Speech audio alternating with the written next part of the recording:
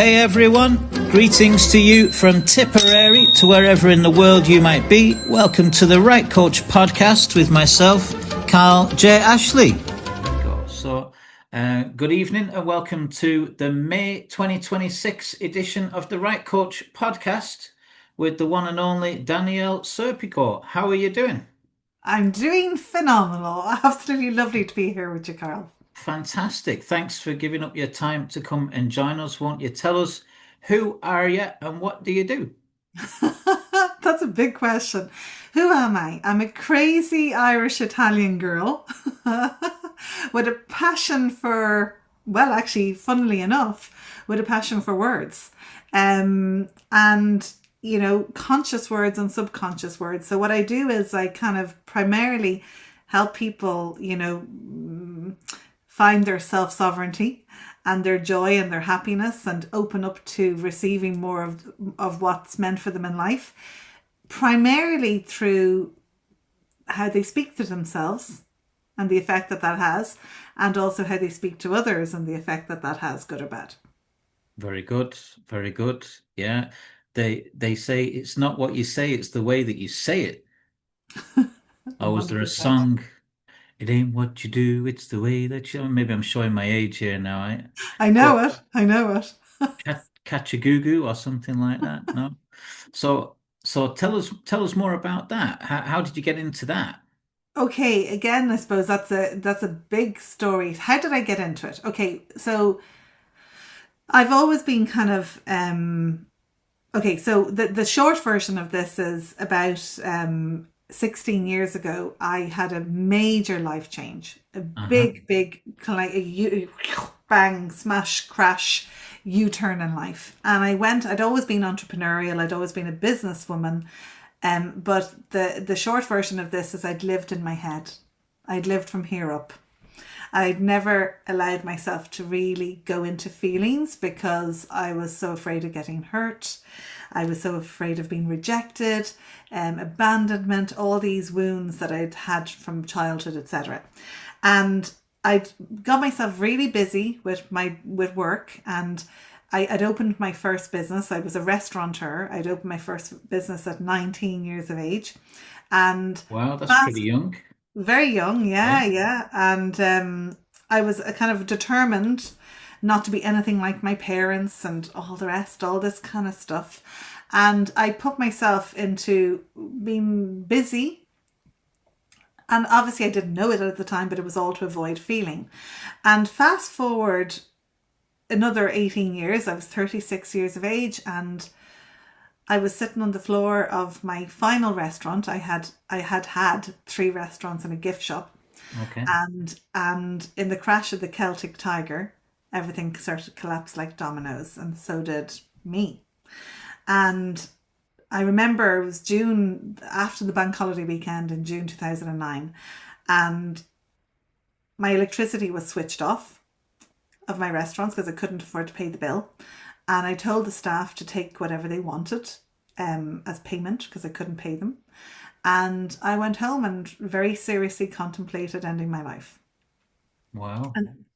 And that was my rock bottom. Um, and it wasn't a nice place. And a lot of stuff that I'd never ever looked at came up. And I felt in that time like the mask had come off. Yeah. And I felt total failure, and I felt people could really see me who I was. And I was very afraid. I felt very afraid, and I felt like a lost little girl. And which in fact that's what I was. I had completely embodied that in that moment. I'd become her. I was lost, I was afraid, and I didn't know what to do. And the not so explicit version of this is thankfully I didn't end it, even though I tried badly. And I decided to give life another go. And one of the reasons I decided to give life another go is this wasn't in that moment, this was over the next few days, we could say, was because it was a quote that I loved, and it was, "A black belt is simply a white belt who never gave up." And I had and am and was a black belt, believe it or not, even though I always say I'm a lover, not a fighter. But I am a black belt, and I had taken up martial arts when I had my restaurants as a way to de-stress. It was a way to kind of take my mind. It was a way to move my body and take my mind off work. And I got really into it. I got really into the movement and the studying the art. And I loved the discipline of it. I loved the focus of it, and I became very good at it. So my favorite quote was, a black belt was simply a white belt who never give up. So I decided, you know what, I'm going to give life another shot, and I'm going to get up and I'm going to become the black belt of my mind, of my soul, of my spirit. This is the real battle in life. And so that's what I went on to do.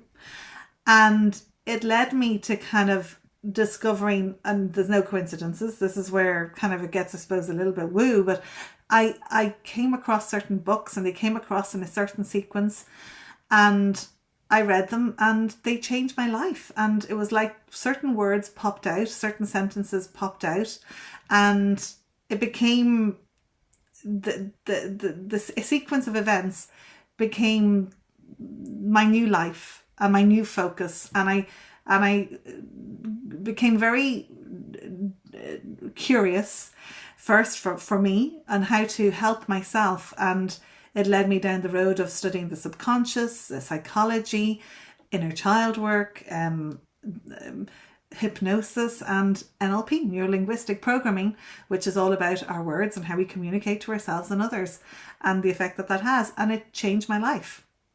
And that's kind of what happened. It completely changed how I felt about myself, how I viewed the world, my perspective, and it turned everything around. Everything started to change from that day.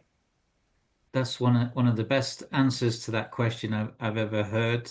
And firstly, I want to say I'm sorry that you went through such difficult times with your business and the feelings of failure and disappointment, but you've managed to alchemize and transform those feelings and used it to turbo boost and motivate you and move you forward.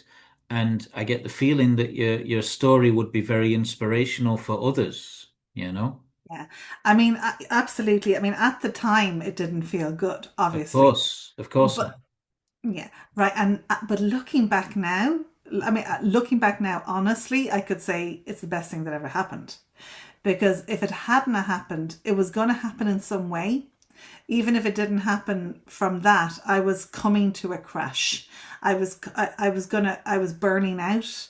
I was I was living in survival. I was living in fight or flight. I was living in avoidance. So it was coming in some shape or form.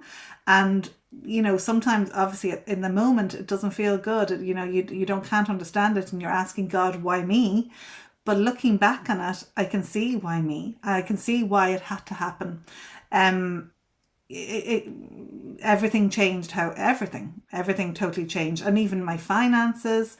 You know, I went on to fight with the banks for about 7 years, and I Okay. officially went bankrupt in 2006. Sorry, not 2016. 2009 was when I closed my restaurants. 2016 was when I went officially bankrupt. For 7 years I fought with the banks, begged the banks, tried everything to keep my home, but I couldn't do it. And eventually I had to hand everything back, and I lost everything. I lost absolutely everything. I had no home. I was homeless. And for the first time in my life, I had no money. I didn't have a penny. They took every penny from my bank account, like every penny. I had nothing. And they took my car. They took everything. And but that was quite funny, because at that point, that was 7 years on. I'd already started doing all this work, and it was so freeing. It was so freeing. The day that I drove away, I remember I drove away, hired a white van somewhere in Dublin, this place in Tala where you can hire vans. And I put all my belongings in this white van, and I drove away, and it was the most freeing experience of my life. And 4 years after that, 4 years after the day I left my home, I had bought another house outright with cash. Right? And I'd rebuilt everything in my life in a whole different business, in a whole different way. So, like, everything changed. Everything changed. So you can see the blessing now in the gift of losing everything, but at the time you don't see it because you're caught up in the frustration and the despair. And also, well, like you touched on there, an issue that comes up a lot with the right coach clients I work with around the world. And you talked a bit about the masks, and it's this idea of personal identity. And until we look at who we are and what we are, and what we're carrying in terms of these two double suitcases full of past life baggage, this life baggage, parental baggage, childhood trauma, family trauma, you name it. You If you don't look at that, you don't get to see that your personality is literally the sum of all of those control mechanisms, defense mechanisms, survival adaptations. And once you do sort of look at yourself and you choose to reinvent yourself or recreate yourself every day, you can start to let those things go and let those patterns and let that sense of who you'd become go. Because at the end of the day, we're we're committed to being authentic, sovereign beings. So if you're not being that, your body's going to know, your soul's going to know. It's like you can't kid yourself, you know. Something's gonna give, and so yeah, it's really emotional to hear you talking about your vulnerable times. I wasn't expecting that. And you've answered one of the later on questions in the process of doing so, where I asked you what's been your toughest challenge in life or one of your hardest challenges in life. But we Well, that's kind of interesting because yeah, mm, that was my hardest time, we could say. It was the hardest period in my life. Was it the hardest period? It was a very tough time. It was a real tough time. It was. But the hardest challenge in my life has probably been. Do you want me to answer that? Will I answer that question? I think you've Uh, already started. yeah, I Yeah. think I think the hardest challenge in my life, and I'm still doing it. I'm still doing it. Is going through it. Is becoming the black belt inside. I believe that that's a lifelong journey. I believe and this is something I talk about a lot, is that, and I only learned this from becoming the black belt and also from having things and all of this and then what next. It's like I'll share this with you. Maybe you know this, but on average they say it is said supposedly that 1 in 100,000 people actually gets a black belt, right? From people that start, for example, karate, right? Yeah. And the people that start in martial arts say they're going to start doing martial arts and they say they want to get the black belt, and people leave. People leave, people leave, people leave. And I've seen that because I've been in the dojo so many times and I've seen people come and go, and they do a few classes, they stay a few weeks, they stay a few months, they stay a few years, and then they leave. Right? And the turnaround rate is huge, right? Now, I got a black belt. And the reason why I believe I got a black belt and all those other 999,000 or whatever didn't is because I believe that most people that come in are looking to get the black belt. Right? And I didn't come in looking to get a black belt. I didn't care about the black belt. It meant Mm. nothing to me. I just loved being there, and I loved just the time out from everything else, and I absorbed myself in the art. And when I was doing a technique, I could stay doing that technique for all day, for all year. I didn't have to learn another one. I just wanted to get better and better at that. So, and this is a metaphor that I believe is for life, that Right. that if I had been trying to get the black belt, then I would have felt, and I'm sure I know you talk about this, if I had wanted to get the black belt, then I would have felt like everybody else did. I would have felt in lack. I would have felt I don't have the black belt. oh, I'm not, I would have felt like, oh my God, I want the black belt. So in other words, I don't have the black belt now.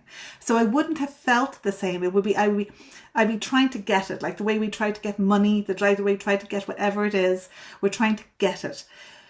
And then we're not in it. We feel like less than good enough, like we don't have it. We're in a state of lack. And that isn't the energetic charge to get it. So most people leave because they don't have it and they can't wait long enough to get it because they're in this constant uncomfortable feeling of not having it, and so they give up. Whereas I wasn't in any uncomfortable feeling because it didn't bother me if I had it or not. So I was in a comfortable feeling, so I kept going. And it's kind of the same for life. So my greatest challenge has been this, because when I got the black belt, that was harder. After I got the black belt, life became harder, because the moment I got the black belt, everybody started looking at me differently. Everybody expected me when they came into the dojo, they would all look at me. I had to behave a certain way. I had to be a certain way. I had to live a certain way. I had to have a certain standard. I had to carry myself a certain way, move a certain way, speak a certain way. Like now the real test begins. People think it's before, but it's actually after. It's when you get your black belt. So I kind of carry that philosophy with me because it's what saved me. Is like, I want to be a black belt in life. So I'm constantly striving to live up to that standard, to live up to the standard of it, my own standard of being a black belt, and the values that come under that, like more so, obviously than superficial stuff like, physical stuff, but the values. So I think that's been my biggest challenge, is living the way that a black belt would live, and that's my challenge that I'm living through life all the time. Very good, Danielle. I have to admit, I brought all of my children at one stage or another to Taekwondo in Shannon. He's probably not watching, but a shout out to Adrian Byrne if he is. He was a great teacher, and I've no doubt to this day that I was still the best white belt you'd ever seen in Shannon, because we would start off limbering up and we'd do a few stretches and exercises. And after about 20, 25 minutes, we'd literally be running across the room doing flying kicks, all in the moves and everything. And then we'd work down. And then at the end of the session, might be an hour and a half, I'd look back and I'd be like, was I really just running across the room doing flying kicks? I really was. It was like, it was great for building fitness. I think Rosie got as far as a blue belt or a green belt. Brilliant. That's good. Ola was, no, yeah, Rosie was a blue belt. Ola was a green belt. And I think Kai a yellow belt. And I just stayed at a white belt. I had no interest in sparring, being a Buddhist and sitting with Thai Buddhist guys. I didn't feel inclined to fight. That might be different if I took it up now, but back then, very, very soft like, and so there was no sparring. It was just the physical exercise, and it was great for that. And the teachings around indomitable spirit, you know. And so you saw a lot of people come and go, and I always admired in the black belts the discipline, because you you have to do it. You can talk the talk, but you have to walk the walk. And as you say, Yeah, once you get there, it's even more attention that's going to come on you because you're then a role model to others, right? exactly. Exactly. So, yeah. I So, love that. That yeah. that's brilliant. Well done. Thank you. Welcome. Yeah. So I kind of, that's kind of my philosophy. So a lot of my kind of basis of what I do and talk about is around those sort of principles, about you becoming, about us becoming real black belts inside, and not just something you tie around your waist that you can buy in a shop for a couple of euros. It's about, really, are you really it? Are you really it? Are you really a black belt? And that's kind of how that's my standard. Yeah, yeah. I saw a lot of people caught up in the progression of wanting the next one and wanting the next one. But to me, it wasn't really about getting the next one. It was just about being there and enjoying feeling good about yourself and exercising and yeah, yeah, it feels like a million years ago now. Feels like a million years ago now. Anyway, right, on to the next question.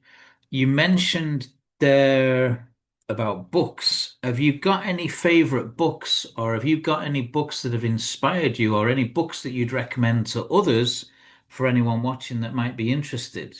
Yeah, so I'll share with you. There was 3 books or 4 books that I came across. Now, up until 36, it's not like I didn't read, but I did never had time really to read, because I was so busy with my restaurants. I had 3 restaurants and a gift shop, so I had about 120 staff. I was constantly going from morning to night, so I never read anything. So when everything collapsed and I was left sitting there, I picked up some books, and like I think they were books my mother had.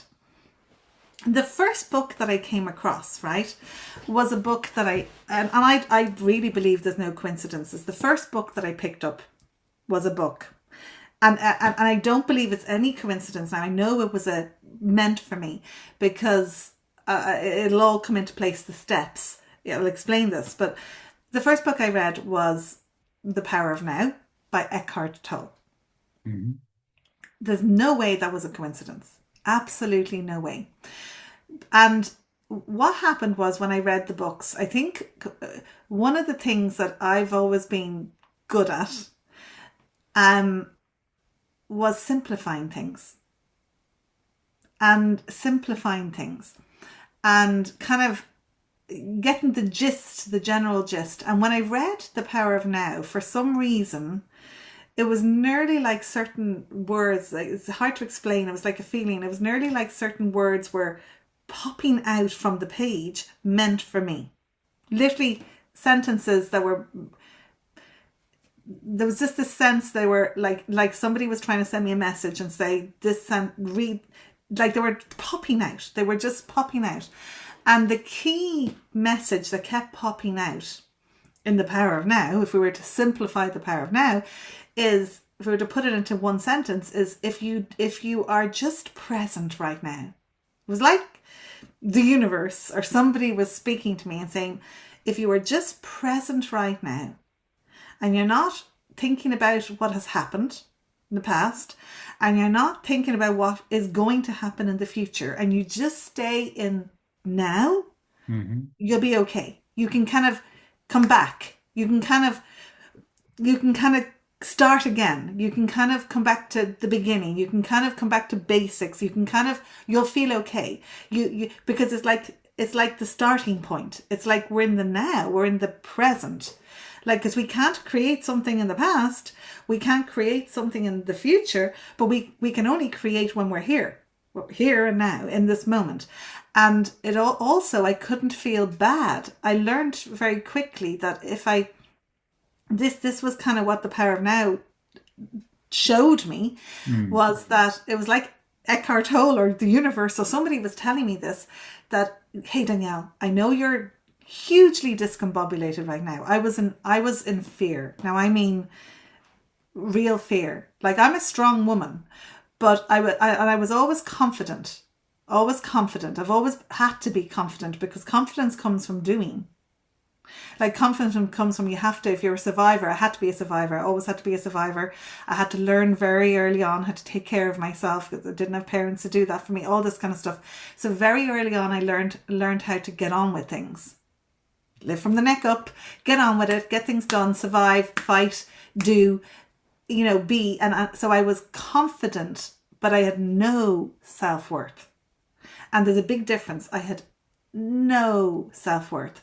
I felt like the scum on the bottom of somebody's shoe. That's how little I believed in myself or thought of myself. I felt like unlovable. I felt unworthy. I felt all of those things. And I was in fear, in inexplainable fear, because I tried to explain this to psychiatrists and psychologists. I went for help. I went to counselling. I said, this is not normal. Like, there's something wrong with me. I'm a grown woman. I was 36 years at the time. I said, why am I so afraid? I'm so afraid. It's abnormal. I feel like a child. And I learned all about, then I discovered it was like, because I was the child, I'd become the child. I'd completely become overcome by the little girl that was terrified because I'd never actually grown up, because I'd never gone through those emotions and learned how to become an adult. And I had to do that. But at the time, I didn't know any of that, right? So I was so frightened. So I was completely, I felt like I was falling into an abyss. I was so afraid. So when I read The Power of Now, it was like it just sucked me back to just be here. All you've got to do, Danielle, is just be here. And I learned it was like God, the universe, whatever you want to call it, whatever you believe in, was saying this to me, Danielle, just stay put. Just don't think about anything else. Just stay in the present moment. So The Power of Now taught me how to be present. I started practicing tiny little things, like just for 1 second, I'll just look at the glass. I'll just look at the glass. And I'll train myself not to allow my thoughts to go into what has happened or what could happen, and it helped tremendously. It was like huge light bulb moments, because I was also ignorant of all this world. I knew nothing about the power of our mind, about our soul, or spirit, or universe, or all of these things, the subconscious. I knew nothing, which was great, because I was a sponge. I was an open book. I had no preconceptions. I'd no previous beliefs. So I was just like, give it to me, God. I need it. I need help. And God sent me the signals. So that was phenomenal. That was the moment that things started to change, because I actually learned how to just hang on a second. If I don't think about the past, if I don't think of the future, and I just stay in the moment for the moment, I can't feel bad. So I did that. So that was the first book. I'll go through them really fast. The next book, and like, these are genuinely the sequence of books, and you tell me, like, if that's a coincidence or not, because I cannot see how it could be a coincidence. It was it was definitely sent. The next book I picked up was Man's Search for Meaning by Viktor Frankl. Very good. And I don't know, you probably read it. A small, simple little book about, So far, I've read all the books you've mentioned, yeah, and around about yeah. the same time, I think. But it's Isn't that weird? interesting. There's been a lot of mirrors in our story from what little I know from meeting you. There's quite a lot of mirrors in the, yeah, Isn't his that way. interesting? And I want to actually, I love your logo, because that's very similar to mine, actually, which is really interesting. Really Uh, interesting. We'll the have to ancient talk about spiritual that. thought. I love it. I love it. So I'll have to explain my logo, because I'm loving your logo. Awesome. So yeah, so I read I read Eckhart Tolle, Man's Search for Meaning, and in this book, again, the message in this book was clear. Now that you've learned how to be present in the now the key message with Viktor Frankl is always saying, between a stimulus and a response, there's a space. In that space is choice. So in between a thought and between an action, there's a space. There's choice. So I realized, oh my God, this is the next step. Now that I've learned to be in the now, in the present, now I can actually choose where I want to go. I can actually have choice. Because that's Viktor Frankl's key message. Is like, And you no can matter have, how bad things are or how bad things get, you still always have that little space between in which you can choose. And you can't think of anything more horrific than what he's describing in his environment, right? oh, I mean, and like, put it into perspective, because I felt humbled. I was kind of thinking, well, here's this man who's lost everything. Now, I mean, okay, yeah, I'd lost everything, physical, financial, physical, material as well. But like, I mean, he lost his whole family. He lost everything. He was there. He was in a concentration camp. And if he was able to focus looking at a little red robin on barbed wire when everything else had taken away from him, if he was able to put his focus there, what couldn't I? Like, privileged Western woman living in, this world, like, I mean, couldn't I? I mean, like, couldn't I? What was the worst that can happen is I have to go on social welfare, which I had to, like, you know what I mean? And, for a short period of time, like, until I picked myself back up and went out and got a job, right? Like, it's not going to be that bad. I'm lucky. I'm privileged. So I have a choice. If he can do it, I can do it. So it gave me that little bit of kick up the backside that I needed, and it helped me to realize that was the next step. Now I can choose which direction I want to focus on. The next book that I picked up was a book by Paul McKenna, The Hypnotist, right? I'm sure you've heard of Paul McKenna. Yeah. And Big time, didn't he? yeah, and it was, I don't remember, what was it called? Make Your Life Great in 7 Days or something like that. And it was a practical book. It was a practical little book where he's teaching lots of different little hypnotic, suggestion techniques of how you can change your way of thinking. And I started to utilize some of them. And that's one thing that I've always been good at, is actually taking action on the doing, right? So I started to practice a couple of little things. I actually remember that it came with a CD. And I remember I was too scared to put it in my ears because I'd never, so it's funny because I'm a hypnotist now. And like, I was too scared to put it in my ears. I had headphones on and I would only put one in because I thought, if I only put one in, he can't totally hypnotize me and I won't turn into a chicken, or I won't go crazy, or all these ridiculous things that I was thinking. So it took me ages to pluck up the courage to put the both of them in. But I got it. It helped. It started to help. The little things. It started to teach me. You know what? I can really direct my thoughts. I can really choose what I want to do, how I want to feel. Little tiny little shifts. Like, it wasn't like overnight. It was, everything was miraculous and everything was okay. But it was like it. I started to feel better. I started practicing little things, and things started to feel better. And the fourth book, just to finish on this one, was I investigated a little bit. I can't remember. I did some research on who Paul McKenna was and who had taught him, and I came across a guy called Richard Bandler, and I bought his book, and it was Make Your Life Great, I think it was, or something like that, and I think that came with a CD as well. I have a feeling, and I started to read his book, and I found out obviously Richard Bandler was the guy that had trained Paul McKenna. And Richard Bandler is a hypnotist, but he's also the creator, we could say, co-founder of NLP, Neuro-Linguistic Programming, which is how we speak to ourselves, how we speak to others, and the effect that has, good or bad. And it blew me away. It just kind of like, oh my God. And I realized I've been talking to myself in a terrible, horrible way for the Right. past 36. Self-talk. Yeah. Yeah. And I changed it. And those were the four books that I read in order, probably in a space of about, I don't know, it could have been a few weeks or a month or something like that I started to read those books. And they changed the whole projection of my life. I went on then to train with Richard Bandler, and the rest is history. Yeah. Fantastic. I came across, I think there was two guys, Bandler and Grinder, Yeah. back in Leeds when I was a knee-high to a grasshopper, wet behind the ears, psychology and philosophy student, and staying in halls of res. There was a guy in the room next door to me called Phil Shaw, lovely guy, and he would have lots of NLP books around the place. And he said, "Why don't you look at this and have a look?" And I looked in one of his books, and there was about 20 chapters. And each one of the chapter titles was about how to respond to or how to overcome something. And the one that struck a chord with me was how to respond to criticism, because I used to feel myself curling up into a little ball or crawling under a rock every time somebody said something mean, or not even maybe personally at me, but just something that I would take as a slight against me. My sort of tender and sensitive 19 and 20-year-old self was highly strung out about, with a need to be cool and a need to be accepted and a need to feel loved, right?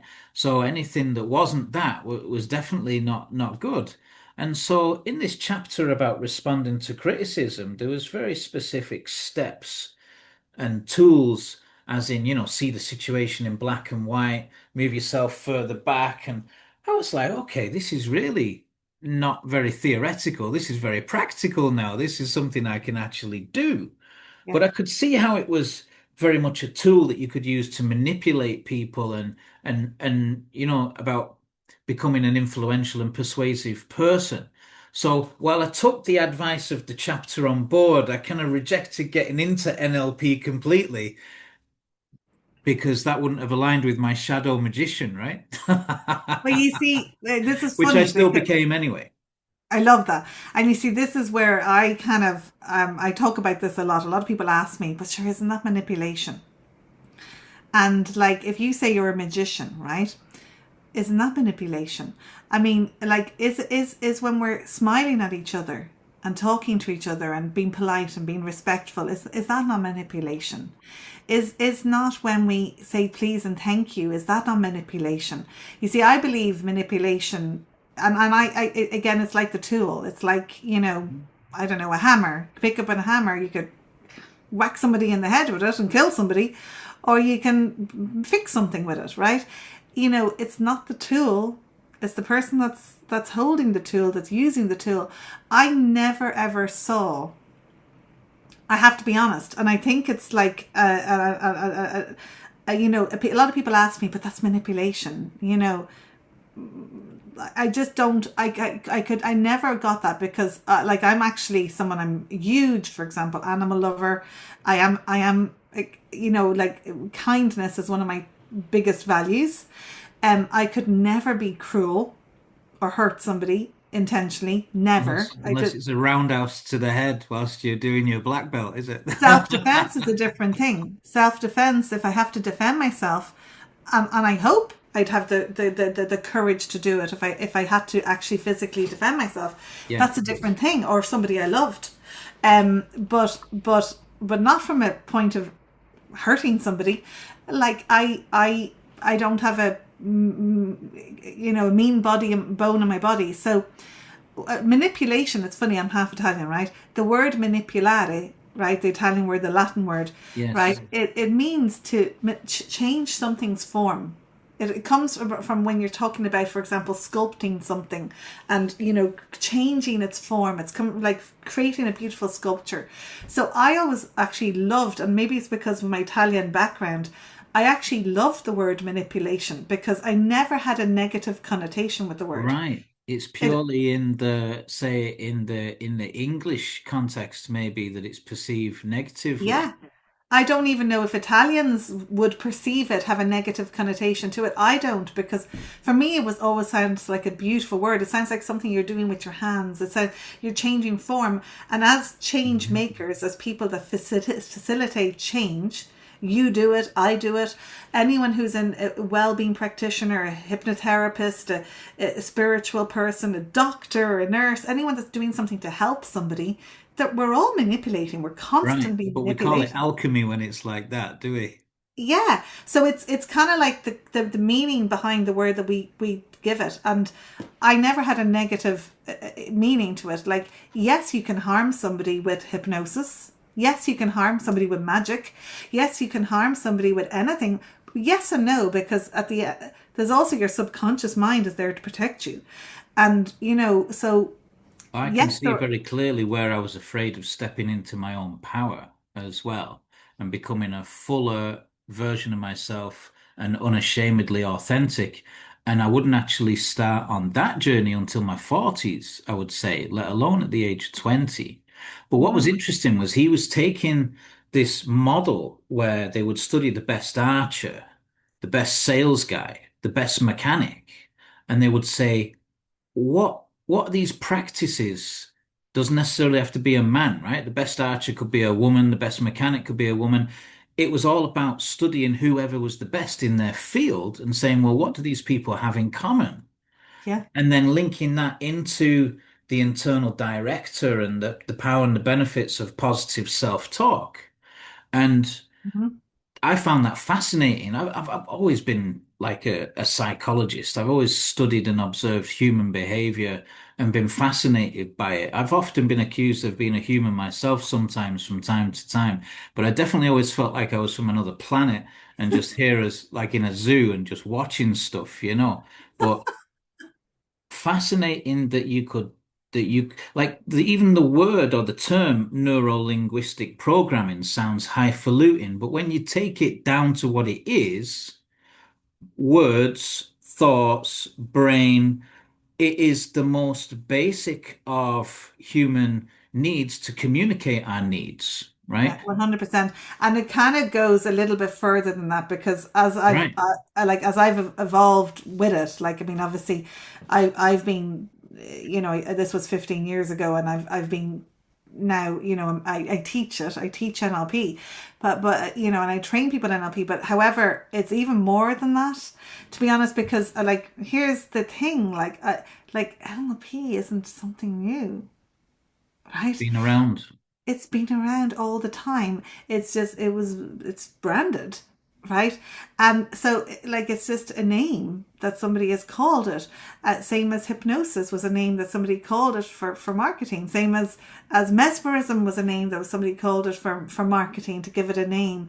And like, these things have been around forever, because there's really, at the core of all of this, and at the core of what I learned, discovered, and now teach and do with people, is that there's a way that works. 2 and 2 makes 4. The universe, our subconscious, because I believe that's the same thing, right, is always attempting to give us the messages of what to do.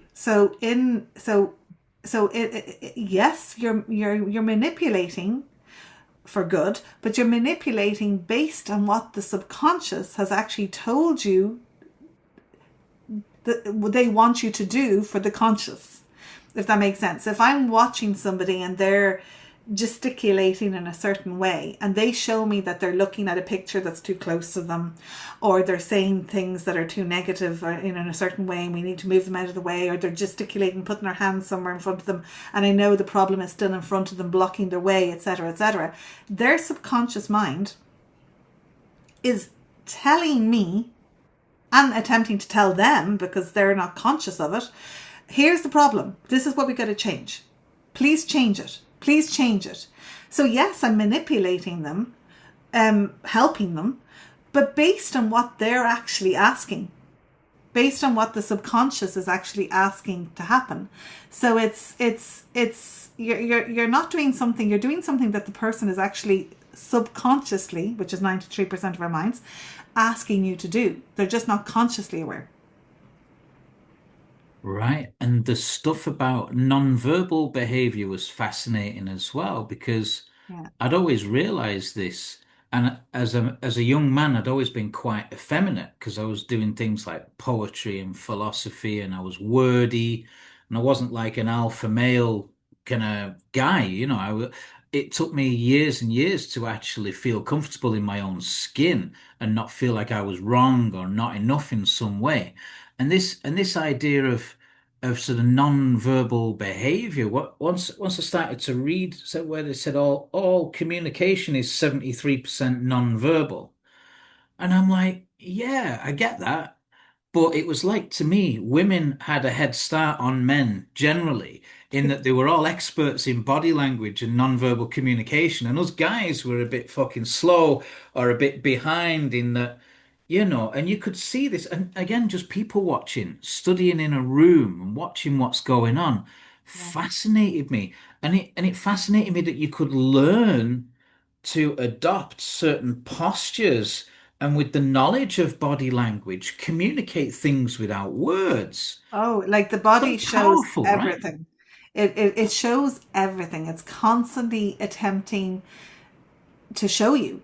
Like, it's constantly showing signals, showing things that we're not even aware of ourselves. It's not just to spot a liar, it's also to spot us lying to ourselves. I mean, so many times I'd have someone that comes to me. I'll give you an example. So this is all around communication, right?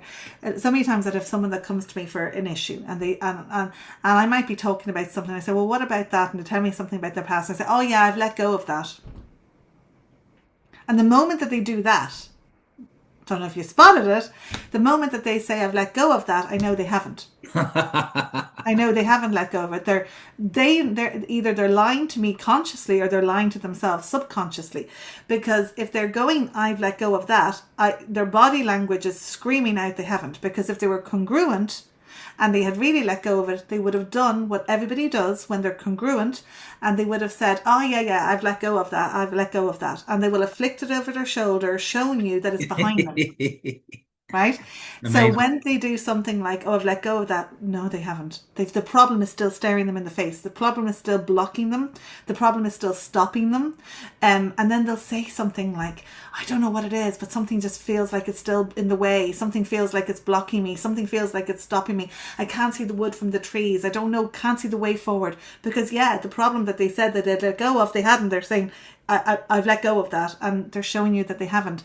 So the subconscious is always, always attempting to tell us, to speak to us, and we haven't learned how to listen to that language.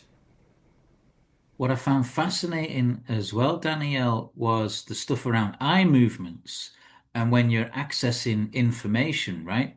Yeah, So as a kid, I had a granddad, God bless Ray. He used to get me to do these Mensa puzzles. So as a kid, I didn't realize it was high IQ shit. I was just trying to solve a problem. And it would be literally like, Paul lives next door to Mary. Janet's front door is red.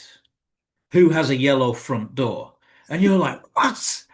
But you could follow it through logically to come to the problem. But there was this famous question, what color was your front door when you were a kid? I seem to remember from all the books. And straight away, if somebody's eyes didn't go down and left, they either had a timeline that wasn't normal or they were making stuff up. So it was like a lie detector thing where you could use it to tell if somebody was actually accessing information properly or not. 100%. I Yeah. still can't remember what the color of the front door of my house was when I was a kid, but there was a few different houses as well. But it was this idea that you can actually read people, or unless they know and they can mask these things, doesn't it give you a head start over other people in business, especially in networking, in all areas of life, In to have everything. this arsenal of knowledge about human behavior, the thought processes, the words we use, the psychology of humans? Yeah. And in Always business, fascinated me. yeah, in relationships, like, I mean, it's so helpful with your children, in every single, obviously with clients, in every single context. It's if we could read this language, um, it's like you have superpowers. You actually have superpowers. You see what the rest of the world just doesn't see, and you can see it. It's like you have, 93% more. You're hearing and seeing and listening and observing 93% more, because most of us are focusing just on the words, the 7%, and you have a superpower. It's just incredible. Like, it's like you can see exactly what's happening. Next question, and I've been meaning to get to this for a while. Have you done any public speaking and have you written any of your own books? I speak very regularly. I've been I speaking say like, that knowing the answer. Sorry, I was yeah. meaning to get, yeah. So I talk all over the world. I speak on stages. I speak on podcasts like your wonderful podcast. And I had my own radio show, Mind Matters, on Dublin City FM for years. I speak on stages all over the world. They say there's two fears, the fear of death and the fear of public speaking, and you've overcome both of them. I'll tell you why. I don't know if I've overcome the fear of death. Don't know if I've overcome that. I still fear death. I've got to be honest. Haven't come to terms with that. I didn't want to die then, even though I did badly attempt it. But I didn't want to die, which is why I didn't do it properly. I've got Um, news for you. what? You don't ever die. You're an infinite being. Yeah. I do believe that. I do believe that. I feel that. I feel that, and I know because I've had my own experiences that have been, I feel, attempting to show me that. But I still have, I'll be completely honest, I still have the fear of death, even though I don't want to have it. And logically, I know I ought not to have it. But I still have it. So this is very truthful. I haven't got over the fear of death yet. I think as I get older, I will become more. I think I will settle into it more. But I still fear death, even though I know that there's something else. I know that I don't think we go anywhere. Yeah. There's a nicer word for it, and that's transition. Yeah, yeah. And I do believe in that. I do believe that with all my, I It's do just got a believe that. gentler feel to it. It's less kind of daunting. You might become ready to welcome your transition Yeah. instead of I've had so many signs, so just many, wording it. yeah, so many messages coming to me, so many signs, so many, I think, attempts from the universe to show me this, that we're not going anywhere, that we're still here. So I suppose it's kind of, yeah, it's one of my journeys, I think, in life. However, the fear of public speaking, easy peasy, very easy peasy, because it's down to where you put your focus, in my opinion. And I teach, again, I teach and help people with this. If I'm focused on me, I'm going to feel fear. If I'm focused on the other person, I can't feel afraid because I'm not focusing on me. I'm only going to feel afraid when I come back into myself. But when I'm so focused on how the other person's feeling, are they getting the message across? Am I sharing this well? Like, not on me though, not on how it affects me, but more like, am I focused on the audience? And is this, am I helping them in the best way? Am I explaining this in the best way? And I'm looking and reading them to see how they're feeling. If I'm so focused on them, I can't feel bad. So, you know, I learned that I learned that very early on when I started coaching, that Mhm. like I'm completely focused on the other person. So if I'm completely focused on the other person, it's obviously what I want to be, because I want to be watching the person, watching the signs, watching the cues in the other person. But it also is great because I'm avoiding going into my own feelings at that moment, and then I can't feel afraid. So that's how you overcome public speaking, in my opinion, is having a bigger purpose, having such a passion about what you talk about, having so wanting to serve and help other people, that you're so focused on them that you're not thinking of yourself. So tell us about the books that you've written. So the first book I wrote is after I went on an NLP training, the first NLP training that I did with Richard Bandler. He brought me up on stage. He did a kind of a timeline therapy hypnosis thing. And he said, "Do you have a goal?" And I said on the day, I just said, "You know what, to write a book." No idea what it was going to be about. And he said, "Okay, pick a date." I picked 1 year from then. And I said, "Okay." So we walked into that. We did this technique and all the rest. And a year to the day, I published my first book, which was called The Black Belt Mastermind. And it's about you becoming the black belt of your mind. And that's the first book that I wrote. And it was based on everything that I'd learned about the subconscious and NLP, and everything that I did to pick myself back up and get back to life. Um, and I wanted to write a book that was really simple, really easy to understand, really easy to read. Because what I found was every book that I'd read on NLP was really complicated and convoluted.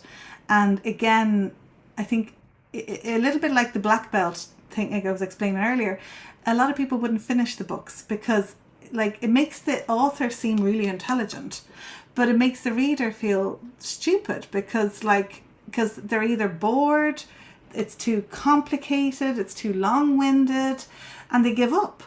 And one of the first things I learned about the subconscious mind was the subconscious mind loves simple and easy. Simple, easy, fun. So if we keep it simple, easy, and fun, then someone's going to read it. So I decided I was going to write a book that somebody could read in an hour or two, or flick in to keep at their bedside table. It's got little exercises in it as well, little sections, and that's what I did. And that was the first book I wrote, The Black Belt Mastermind. Congratulations. And it's a great little book. It's a wonderful book, with all the principles that I've used and to help me and to help others feel better, So change their when was frame that, of mind. Danielle? This was about 10 years ago. 11, 10, 11, 11. No, it was more. It was about 14 years ago. Oh my God, Okay. 13 years ago, somewhere around that, around 13 years ago. Yeah, long time ago, actually. And so at the time, would you have, like, I just want to turn the question to advice for would-be writers. Did you feel like approaching a publishing company, or did you want to self-publish, or what was going through your mind? Was it just to get the book done and out there, and Yeah, and the achievement from having yeah, created and birthed your own book? yeah. And so, did it matter whether it was a publishing company or self-publishing? Talk us a little bit through what you were thinking at the time. So at the time, no. At the time, I decided I wanted to write a book because this is when I was starting off. I'd kind of at this point I was kind of starting off saying I wanted to. I was making this. I just made the decision that I was going to do this as a business. And I was going to be a coach. I was going to work with people. I was going to help people because that all happened organically. I had set up a few different groups, which were very funny, and I kind of was coaching people organically. So I decided I wanted to create my brand. So I think I had been to some events. I read a couple of other books like Napoleon Hill, Think and Grow Rich, which I Right. loved. A great Yeah. book. And I'd set up a mastermind group and that kind of stuff. And then I came across like this concept, I don't remember how originally, about writing a book for it to be your business card. So I decided, you know what, I'm going to write the book for it to be my business card. And it probably was in the back of my mind because I had gone on the stage and said I wanted to write a book. But at the time, I was actually thinking of a completely different book. But then I decided, as a business, as a coach, as a mind coach, as someone that teaches this stuff, you know what, I'm going to write the book as a business card. So I didn't even bother to go for publishers or look for publishers. I decided I was just going to publish it on Amazon myself. And at the time, this was less done than it is now. So it was fairly, it's even more people doing it now, obviously. But yeah, I just published it on Amazon because I wanted a book that I could say to people. The theory behind it was it would give me more authority. And so when I meet somebody and somebody says, "What do you do?" I would say, Well, "Well, here you you go. know, yeah, exactly." I could say, "Well, That still I stands. And do you know yeah, something, right? I met you in Dublin earlier this year where we were both speaking up at the RDS, right? And I got about halfway through your book, and I swear there's no way you'd think it was 12 years old. You'd think it was literally just written yesterday because all of the information is still fresh. The content doesn't date. It's all still relevant. that's And great. Good to everything you've hear." said there is still relevant. It's like if you self-publish, you've got greater control over pricing and content, right? You can also change it. You could also just update it if you wanted to. Yeah. So what did you write next? So I took a big gap then, and the next book that I wrote was the book that I kind of wanted to write originally, which was originally the book that I thought I was going to write, which is my baby. I call it my Okay. baby. So my secret passion, my secret, very fluffy, bigger context, bigger purposes. This is very, very fluffy. Is that I don't like cruelty. Like I was saying earlier, I'm anti-cruelty. And I know it's ironic because I'm a black belt, but I don't like people being cruel. I don't like violence. I don't like cruelty, whether it's to a human or an animal. I maybe because as a child I had a very discombobulated childhood. I was very bullied. I was very shunned. I was very ignored. I was very kind of left to my own devices, and I've always had this kind of protective feel of I've wanted to protect those that can't really speak for themselves.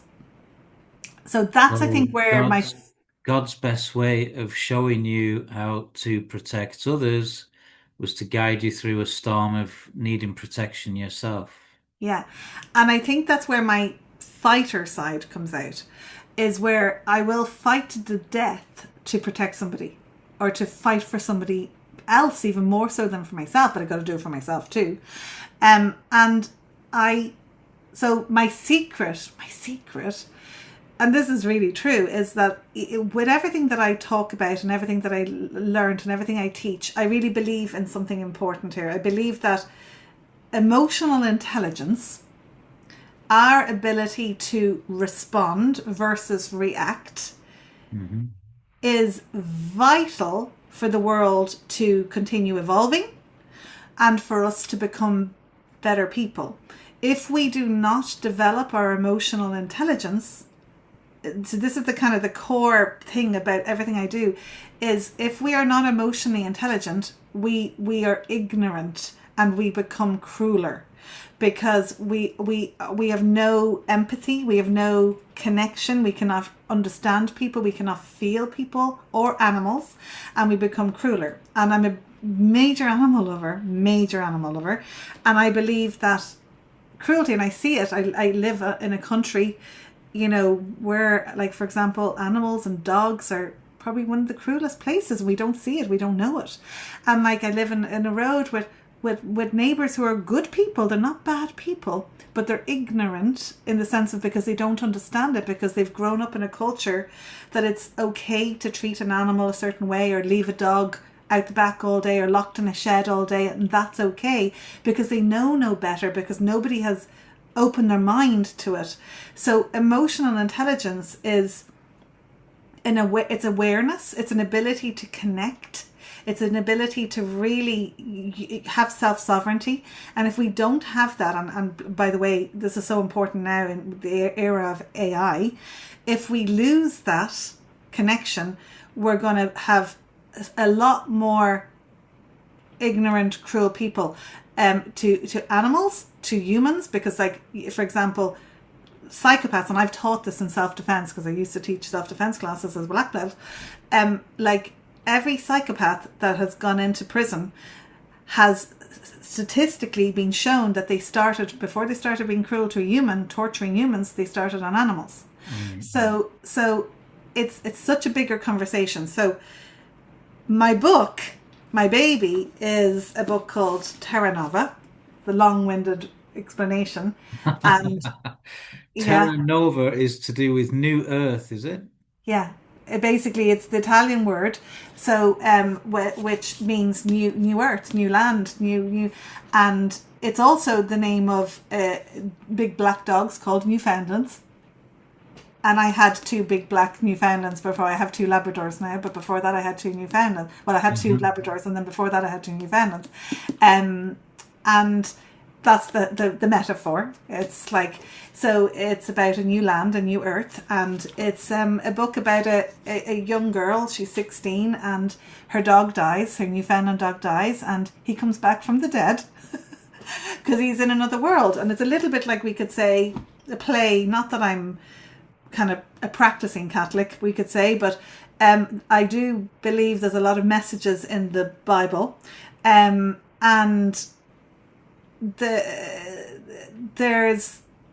it's a little bit like, we could say, like a purgatory.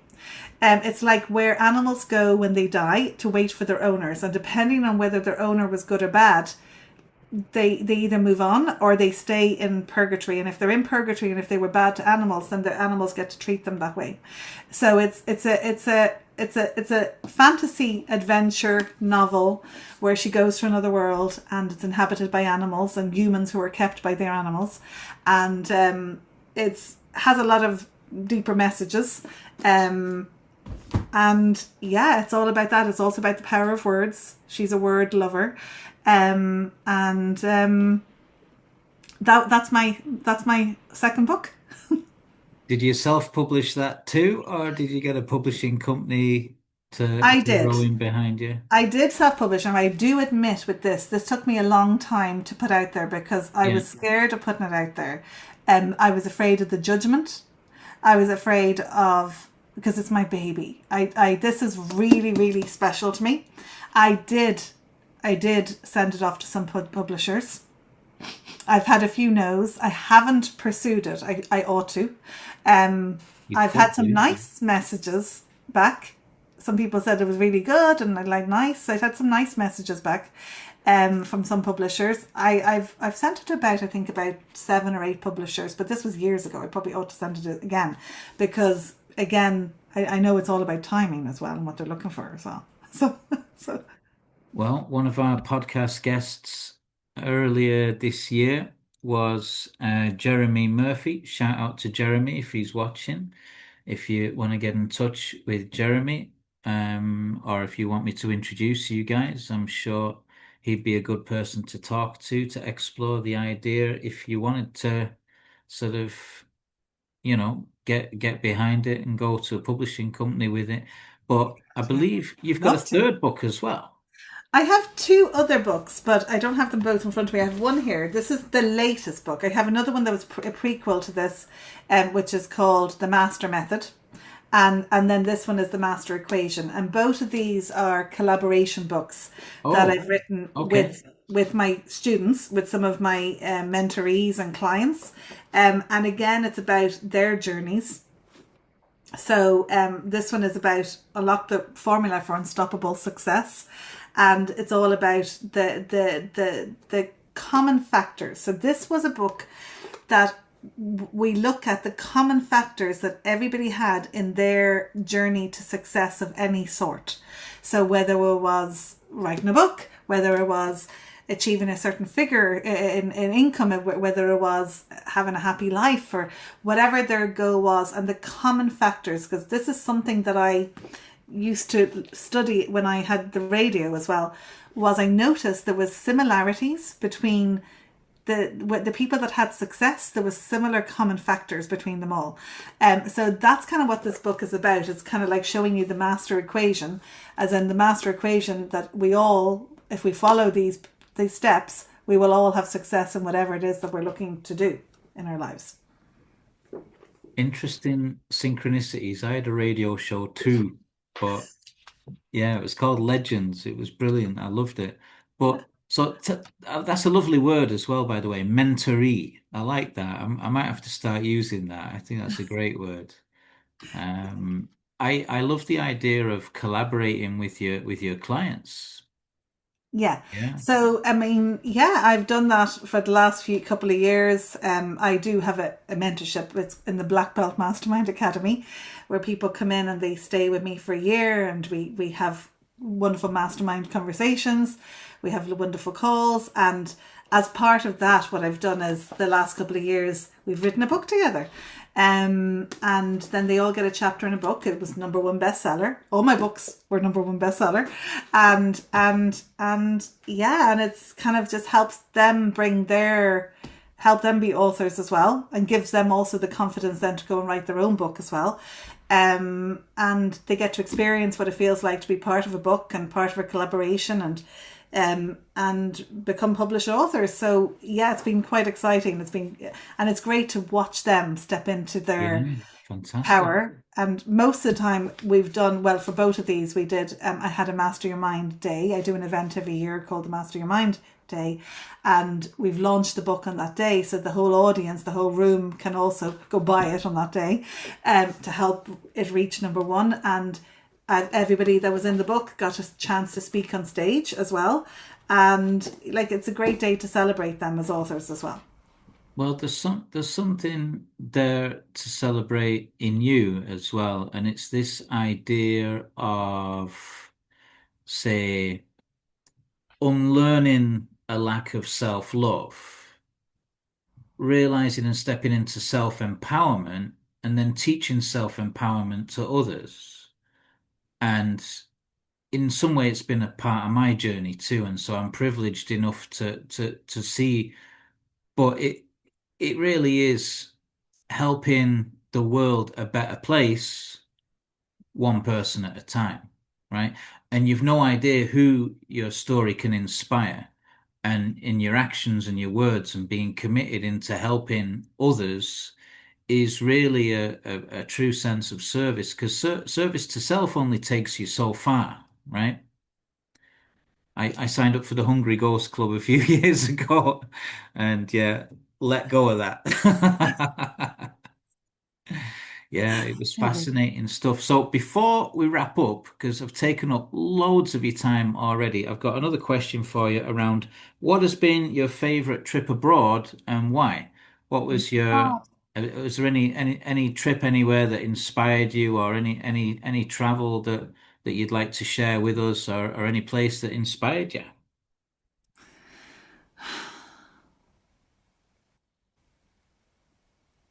I'm pausing because there's so many places, and I love travel. I'm someone that comes alive in an environment. The environment really stimulates me. Um, I love the outdoors. I love nature. Um, the place that most inspired me, I think, and this sounds like it's a plug for my NLP training in Italy, but this is probably the space, I have to be honest, the place that has probably most inspired me, because this is where the idea came about. I am half Italian. I grew up in Italy. I have a very big affinity with it. Maybe because it's kind of nostalgic, because I spent my childhood years there. So every Possibly. yeah. So when I go back over, it always feels like coming home. I do love the sun. I love the sunshine. I love the blue sky. Not necessarily the hot, but I love the blue sky. Makes me come alive. Um, and funnily enough, I'm lacking in vitamin D right now. I just got my bloods done, so I really do Welcome need. to Ireland, is it? Yeah, and I'm low in vitamin D. So like I really do need the sun to come alive. And the place I think that most inspired me, and it's somewhere we do go on the NLP training, but it most inspired me, and it's where the idea came about, is there's a little island in this very centre of Italy. There's a lake, so I think it's the second largest, biggest lake in Italy, and it's called Lago Trasimeno, Lake Trasimeno. And in it, in the middle of it, there's a little island. And it's a little island, actually, it's twinned with an Irish island. I think it's twinned with one of the Aran Islands, because there's a woman originally that moved there first. And there's a big kind of villa castle on the lake. And she lived there, and she was Irish. And it this is this little island on Isola Maggiore, on the big island on the lake. And the island has about maybe 100 inhabitants, and little houses, really old, a little church. It's just absolutely spectacular, little cobble streets, and the little stone walls around the houses. It's just incredible. And you'll find all the islanders, instead of cars, they have their boats, to go to the mainland to do their shopping. And the island is full of, like, you'll see cats walking around on the island. And the island is full of pheasants. All over the island, there's loads of pheasants and olive trees. The cats don't eat the pheasants, no? They don't seem to eat the pheasants. I don't know. I think the pheasants are so big, but I have the cats seem to be all down around the houses, and then the island is like this little mountain, this small little island. You can walk around. It's probably about, I don't know, 3 or 4 or 5 kilometers wide, and you can walk to the top, and there's a really old church at the top of it, and the island is full. It's all covered in olive trees. And olive trees are the tree that I love, because I've already decided when I do transcend, right? I want to be cremated, and I want to be planted into an olive tree. This has been I decided this a long time ago. I want to become an olive tree. When I look at olive trees, I feel like they're like old, wise. They're so wise. I love olives. I love olive oil. But I just feel that they're the tree to me that just symbolize wisdom. And this island had some sort of, just standing in the middle of this island, with covered in olive trees at the top of this, with this old ancient church with the blue skies and everything. I just felt, again, it just inspires me. So I say that's probably my most inspirational place. Cool. Well, that leads us on nicely to how can people find you. I took the liberty of pulling up your website there. So I'm going to do a little quick screen share before we finish up. I don't know if you can see that. Does that come up there? I think it's coming up. It'll come up now in 1 second. Yeah, there we go. Yeah. So there's a page there about your courses and events and training and stuff. And there's a page there about NLP in Italy, In Italy next year. the Yeah. place that inspires you. Yeah, and I have to say, I stood up there at that time, and there was like a little opening in the trees, in the olive trees, and it was all swallows, swallows everywhere because I think they were all eating the flies, and it was just, I don't know. I felt connected with something bigger than me, and it's a place that I believe Italy is the land of communication. Um, Italians use their hands, their whole passion, their whole body, everything that they do, they live it, they eat, everything the way everything is done with passion, with heart. The food, the aliveness of it, the living the life. So, Italy changes you, and that's why I bring people to Italy. So people can find you at the blackbeltmastermind.com. Yes. Where else can they find you? Everywhere, social media, I guess. I'm fairly easy to find. My name Uh-huh. is, there isn't too many Serpicos. So Danielle Serpico on Instagram, Danielle Serpico on Facebook, LinkedIn, Twitter, or it's called X now. So Danielle Serpico or the Black Belt Mastermind. I'm very easy to find everywhere. Very good.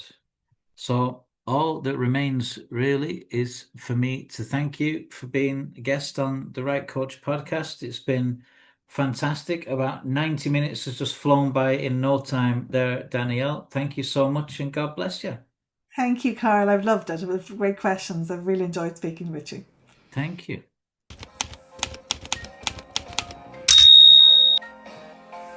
So thanks for watching. If you have any questions or you'd like to be a guest, feel free to get in touch.